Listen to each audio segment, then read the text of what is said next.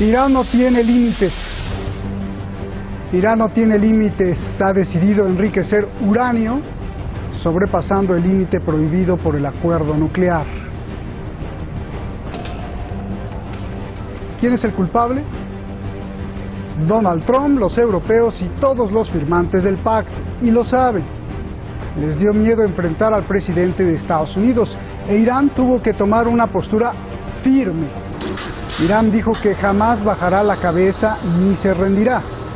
El desafío ahora es para Donald Trump. ¿Qué sigue? Soy Roberto de la Madrid y desde aquí, desde el ojo del huracán, desde Oriente Medio, detrás de la razón.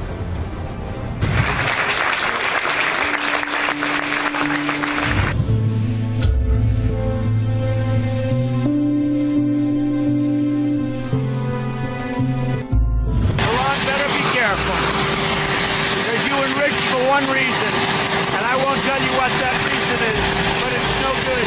They better be careful.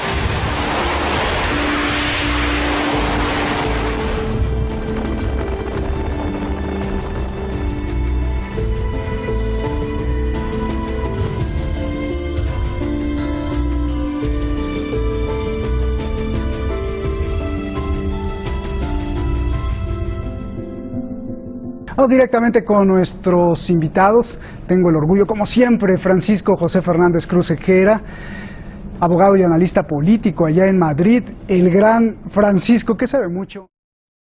A ver, si Irán ha repetido muchas veces, como lo está diciendo Andrés, se ha repetido muchas veces que según su religión islámica no pueden jamás tener una bomba atómica, entonces yo te pregunto, ahora que Irán enriquece uranio más allá de los límites, ¿esto cómo podría presionar a Europa?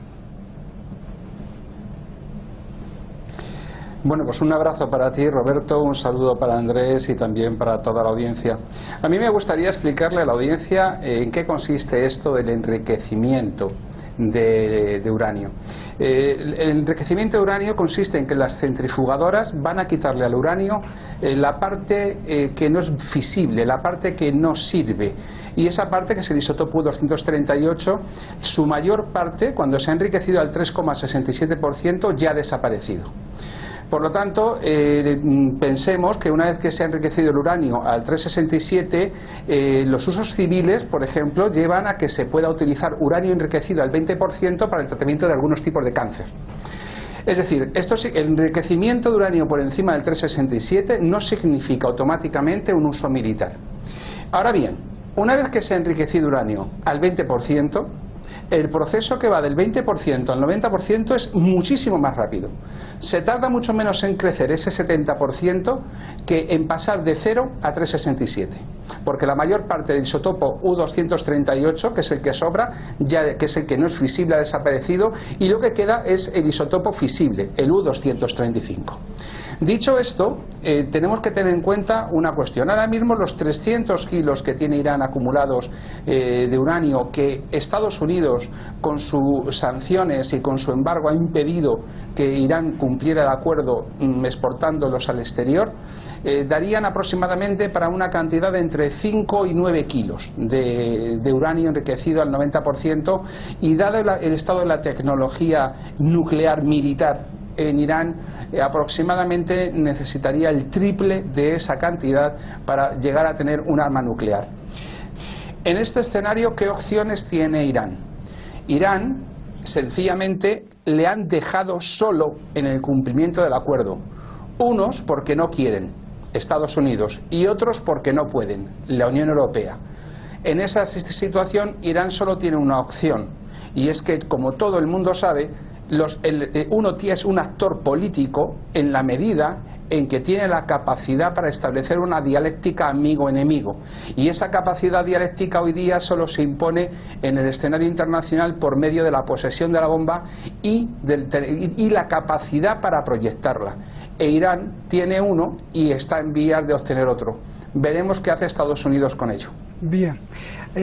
Andrés, a ver, tocando justamente esto que decía de que no puede, sí puede, los que no quieren, pues bueno. Yo te pregunto, el vicecanciller iraní para asuntos políticos, Seyed Abbas Araghchi, de Irán, acusó textualmente al Reino Unido, Francia, Alemania, China y Rusia de impotentes, ya que no pudieron cumplir sus compromisos del acuerdo nuclear ante las sanciones de Estados Unidos. Yo te pregunto, si los europeos, China y Rusia juntos no pudieron vencer las sanciones, ¿cómo hará Irán para vencerlas solo? Bueno, lo que está haciendo Estados Unidos es una apuesta riesgosa también para Estados Unidos, en el sentido de que pretenden desconocer una realidad geopolítica. El problema del acuerdo nuclear y del problema de las armas nucleares que pudiera desarrollar Irán es realmente un falso pretexto. Todo el mundo sabe que eso no está planteado. El problema de fondo, el problema real, y de hecho lo han mencionado las autoridades norteamericanas, el mismo presidente Trump, es la agresiva, según ellos, política expansionista de Irán, su apoyo supuesto a la lucha de la independencia y soberanía de Yemen, su respaldo al pueblo palestino, su respaldo al pueblo libanés y a Hezbollah y al gobierno y al Estado sirio. Entonces ellos trataban y pensaban, con la estrategia de Obama y Hillary Clinton, como mismo Trump denunció en el 2016 en la campaña electoral, que con el ISIS iban a acabar con toda esa relación y todo ese peso geopolítico de Irán, dividiendo el Medio Oriente en pedazos y permitiendo por consiguiente a Israel seguir con su plan de expansión hacia el gran Israel. En realidad, en la medida en que Irán logre resistir estas presiones, no es menos cierto que no es simplemente un deterrente el hecho de tener un arma nuclear. Irán tiene deterrente muy importante, sin necesidad del arma nuclear.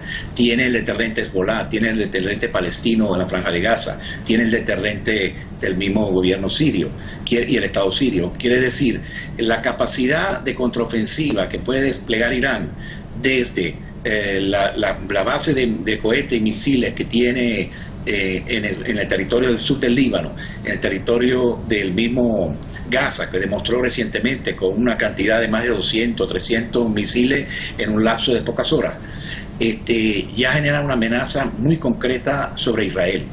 Entonces, realmente es un bluff lo que está tratando de hacer Estados Unidos.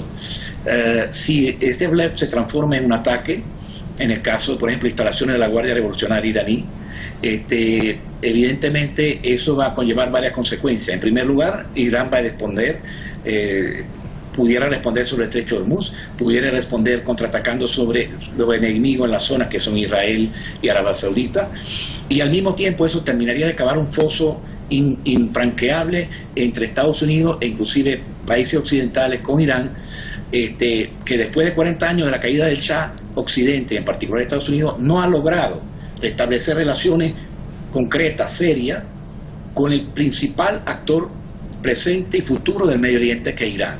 Y eso terminaría facilitando, desde luego, la mayor presencia rusa y China, y sobre todo rusa, en el caso de la parte de hidrocarburos, hacia el Golfo Pérsico, hacia el Océano, en contra de todas las estrategias de Estados Unidos a lo largo desde la época de Stalin para acá. Entonces sería un autogol muy grave, geopolítico y estratégico por parte de Estados Unidos si pretende pasar del bluff a acciones de tipo militar. Por eso la Fuerza Armada norteamericana, estadounidense, ha sido muy conservadora y ha presionado contra los halcones, Bolton, Pompeo y otros, para no actuar en contra de Irán, porque saben las consecuencias que eso va a traer en el terreno militar y geopolítico. Bien. Francisco, ¿estamos más cerca de una guerra o estamos más lejos de la guerra? Aquí hay muchas cosas que quiero preguntarte. Hay análisis geopolíticos muy opuestos. Algunos dicen que jamás Estados Unidos se enfrentará a Irán por muchas razones. Una guerra interminable, muy costosa, y sobre todo porque Estados Unidos necesita que Irán sea visto como amenaza para seguir vendiendo armas a los aliados como Arabia Saudí. Hay otros análisis que dicen que todos los días crece más y más y más la posibilidad de que se desate una guerra, ya sea por error, ya sea porque Irán no está dispuesto a rendirse, además de que hay más presión militar de Estados Unidos. ¿Qué piensas tú? Bueno, yo creo que quienes dicen que estamos más o menos cerca de una guerra o que aducen que a las guerras se llegan por error o este tipo de cuestiones que me planteas, yo lo veo sencillamente como una forma de querer explicar aquello a lo que no le encuentran una explicación aunque la tenga. Y entonces le dan esa, pero no porque sea una explicación racional. Estamos hablando de que aquí se entrecruzan distintos conflictos en una misma región. Por un lado tenemos el tradicional enfrentamiento entre sunitas y chiitas. Por otro lado tenemos el enfrentamiento entre los países árabes e Israel. Por otro lado tenemos el enfrentamiento entre las distintas milicias leales como a Israel, en el Líbano, en estos lugares, la cuestión de los territorios ocupados, y al mismo tiempo nos encontramos con los intereses de tipo energético en cuanto a las distintas salidas del gas de Asia Central, bien por el Mediterráneo o bien los oleoductos o gasoductos de cada uno y por cuál es el trazado. Y a ello hay que añadirle los intereses chinos en cuanto a la nueva ruta de la seda que pretende trazar una ruta comercial que vaya de Lisboa a Pekín. Por lo tanto, se entrecruzan toda una serie de cuestiones y de intereses estratégicos verdaderamente complejos. ¿Estamos más cerca de la guerra? Bien, en este momento, ya hace muchos años, James Clark, el teniente general norteamericano, nos avisó de que había un proyecto de invadir 7 países. Evidentemente ese proyecto, esa declaración, que está en YouTube, que la puede ver cualquiera, es completamente cierta. Ahora bien, cuando se dijo aquello y cuando se trazaron esos planes, todavía no los habían ejecutado. Ahora ya se han ejecutado parte de ellos. ¿Y qué se han encontrado? Que no es lo mismo agredir, atacar, bombardear, que administrar. Ocupar un territorio significa su administración. La complejidad étnica de Irán, su extensión, su volumen de población, aunque desde el punto de vista del armamento convencional Irán frente a Estados Unidos es muy pequeño, porque estamos hablando de que Estados Unidos es el 50% del presupuesto militar del mundo y su principal industria es esa, la militar, evidentemente probablemente tendrían capacidad para destruir todo el sistema de infraestructuras de Irán a través del armamento convencional. La pregunta es, ¿y al día siguiente qué? Porque al día siguiente se pueden encontrar un avispero como ha sido Afganistán o un avispero como ha sido Irak, y no nos olvidemos que tienen otros frentes abiertos como son el contencioso con Rusia y la situación de Corea, que nadie quiere terminar de resolver, porque la idea de una Corea reunificada muy probablemente redundaría en beneficio de China en un enfrentamiento con Japón y en una situación de tensión en Extremo Oriente que Estados Unidos tampoco desea, quiere mantener el statu quo. Por lo tanto, la cuestión ahora mismo no es si estamos más cerca o menos o más lejos de una guerra. Creo que estamos exactamente igual de cerca que hace un mes o hace 2 o hace 3. La diferencia es que las circunstancias han cambiado y tenemos que esperar a ver cómo evolucionan, porque hay otro actor en este juego, que ese sí tiene 100 ojivas nucleares, que es Israel, y que en un momento determinado sí puede decidir jugar por libre, forzando a Estados Unidos o arrastrándolo a una política que a lo mejor no es la que desea. No creo que en este momento el subcomando de Oriente Medio de las Fuerzas Armadas norteamericanas tenga mucho peso su opinión frente a las fuerzas de defensa de Israel. Si Israel se siente agredido, como ya ha hecho en el pasado, atacará las instalaciones nucleares iraníes. E Irán responderá con los medios antiaéreos que tiene a su alcance. Ahora, no tengo ninguna duda que no hay ni un solo soldado norteamericano que vaya a poner una bota en Irán. Nunca, de ninguna manera. Tratarán de hacer, en esta guerra de quinta generación, en el que la guerra económica, la guerra informativa, la guerra energética, todo se combina y se mezcla, tratarán de hacer colapsar el país, probablemente. Tratarán de hacer colapsar el régimen, seguramente. Tratarán de dividir a sus fuerzas armadas de alguna manera. Pues seguramente tratarán de provocar terrorismo o de provocar movimientos intestinos de revueltas tanto en el extremo oriental como en el extremo occidental de Irán, seguramente, pero una guerra abierta tal y como la hemos visto en la campaña contra Irak, seguro que no. Bien, oye, Francisco, ahí te iba a preguntar, ¿hay la posibilidad de que estemos yendo a un callejón sin salida donde la guerra sea la única opción? Te lo pregunto porque a Donald Trump pues ya se le acabaron las armas, ¿no? Lo pregunto por lo siguiente. ¿Existe la posibilidad de que demócratas y republicanos ataquen a Trump diciendo, mira lo que has hecho, ahora no tenemos ni acuerdo nuclear e Irán ya está enriqueciendo uranio y para no perder poder no tenga otro más remedio que ir a la guerra? ¿Es posible esto? Yo creo que no. Vamos a ver, para empezar, ya no existe una diferencia entre un estado de paz y un estado de guerra. Lo estamos viendo en distintos lugares del mundo. Ya la diferencia ni jurídicamente existe, porque no hay una declaración formal de guerra desde hace 70, 80 años, desde la Segunda Guerra Mundial, ni existe tampoco en el terreno de los hechos. Es decir, cuando nos enfrentamos a la guerra de quinta generación en el espacio virtual, no existe diferencia entre la paz y la guerra, tampoco existe en el ámbito económico, es decir, no existe una diferencia, ya estamos en guerra, o si se quiere, aunque estemos bombardeando a un país, estamos en paz, porque la diferencia es ninguna, la diferencia es una cuestión no jurídica sino de hecho, ya estamos en guerra, ya hay actuaciones hostiles de uno contra otro en distintos escenarios, económico, virtual, informático, hemos visto pero los Donald apagones, Trump no se va a echar para atrás, o Francisco. las campañas para provocar hambrunas en Yemen o en Venezuela, y por lo tanto aquí ya estamos en guerra. Sí. Ahora bien, ir a la guerra porque no nos queda más remedio, pero si ya están en ella, y realmente pensamos y suponemos que si las elecciones, en lugar de haberlas ganado Trump, las hubiera ganado Hillary Clinton, la política respecto de Irán sería distinta. Es decir, aquí la única política que hay en Estados Unidos respecto de este tema es la que marca Bibi, Netanyahu. Es la que se marca en Tel Aviv, o en esa nueva capital que ellos pretenden imponer, que Jerusalén como nueva capital de Israel. Pero esa es la realidad. Bien, gracias Francisco. Andrés, ¿qué sigue? ¿Qué va a pasar? Irán comenzará a enriquecer más y más uranio, la Unión Europea se va a quedar mirando. El Reino Unido ya había advertido que si Irán enriquece, los europeos también abandonan el pacto. El mismo Irán acusa a Europa de someterse a las órdenes de Estados Unidos. Habrá más sanciones. ¿Cómo va a ser el desenlace de esto? Explícame, Andrés. Aquí hay dos factores de peso.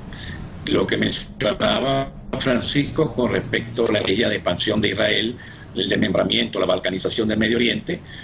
Y en segundo lugar, que finalmente trataron de implementarlo con el ISI y ahora tratan de implementarlo con el acuerdo del siglo contra los palestinos y con otros inventos. Pero hay otro elemento que se subestima o que se menciona poco, que es Europa, la estrategia de Estados Unidos para el control de Europa. Sin el control y el dominio de Europa, de Estados Unidos, con el 25% del PIB mundial y no el 50%, como lo tenía en 1945, pierde el control del mundo, el monopolio pues, de la gran potencia, etcétera, ya no podría dominar como ahora. Y el control de Europa no basta a la OTAN. De hecho, Europa está tratando de generar su propia fuerza armada, y eso llevará un tiempo, pero hacia allá van. El control de Europa fundamentalmente se juega en lo energético. Entonces, cuando Alemania trató de desarrollar su potencial nuclear en generación eléctrica, inmediatamente salieron todos los verdes y todas las ONG de Alemania financiadas por Estados Unidos para sabotear eso. Entonces, lo que está en juego es mucho. Ahora, ¿qué es lo que puede pasar? Muy sencillo. La peor situación para Estados Unidos es que Irán definitivamente entre en la alianza estrecha con Rusia y con China y pase a ser parte de un bloque euroasiático donde Europa y Estados Unidos perderían mucha capacidad de influencia y mucho peso geopolítico en toda la región mediooriental y en el área mediterránea. Pues muchas gracias, Andrés. Francisco, un abrazo a los dos, les aprecio mucho. Gracias, se nos fue el tiempo rapidísimo. Gracias.